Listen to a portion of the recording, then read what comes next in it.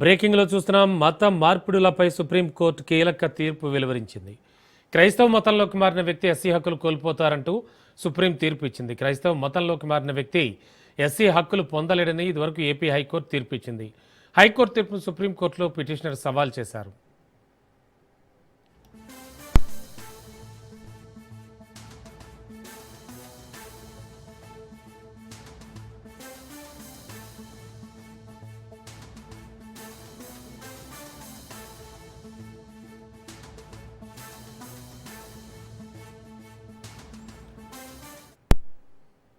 మత మార్పిళ్లపై సుప్రీంకోర్టు కీలక తీర్పు వెలువరించింది. క్రైస్తవ మతంలోకి మారిన వ్యక్తి ఎస్సీ హక్కులు కోల్పోతారని సుప్రీం తీర్పు ఇచ్చింది.